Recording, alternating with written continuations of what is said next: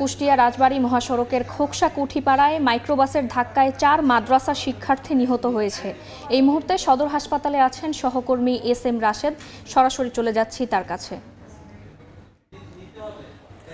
আজ সকালে কুষ্টিয়া এবং রাজবাড়ীর যে সীমান্ত শিমুলিয়া নামক স্থানে সেখানে একটি মর্মান্তিক সড়ক দুর্ঘটনা ঘটে এবং ঘটনাস্থলেই কিন্তু 4 শিক্ষার্থী নিহত হয় এবং 1 শিক্ষার্থী আহত হয়। আমি হাইওয়ে পুলিশের সাথে কথা বলেছি। হাইওয়ে পুলিশ আমাদেরকে জানিয়েছেন মূলত এই শিক্ষার্থী যারা আছেন তারা সকালবেলা মক্তব থেকে পড়াশোনা শেষ করে বাড়ির উদ্দেশ্যে আসছিলেন। এই সময় রাজবাড়ী থেকে কুষ্টিয়ার উদ্দেশ্যে আসা একটি মাইক্রোবাস তাদেরকে আঘাত করে এবং মাইক্রোবাসটিও কিন্তু রাস্তার পাশে খাদে পড়ে যায় এবং ঘটনাস্থলে 2 জন মারা যায় এবং আহত 3 জনকে কুষ্টিয়া জেনারেল হাসপাতালে ভর্তি করার পরে চিকিৎসাধীন অবস্থায় আরও 2 শিশু মারা যায় এবং প্রতিটা শিশুরই বয়সে কিন্তু 12 থেকে 13 এবং 14 বছরের মধ্যে। এবং এছাড়া আমি এখানে পুলিশের সাথে কথা বলেছি। পুলিশ আমাদেরকে জানিয়েছেন যে ওই স্থানটি হলো শিমুলিয়া নামক স্থান, যেটি কুষ্টিয়ার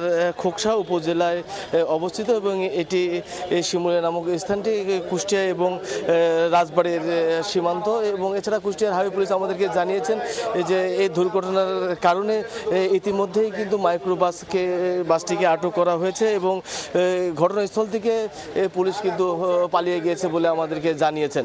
তো আমি এখানে যারা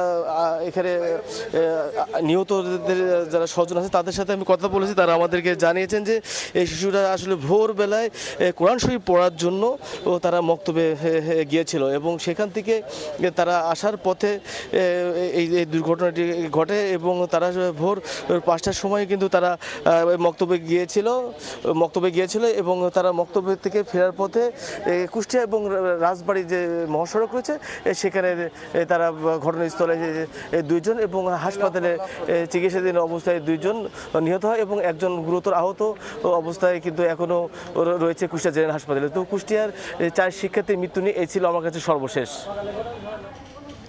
সরাসরি যুক্ত ছিলাম কুষ্টিয়ার খোকসায়।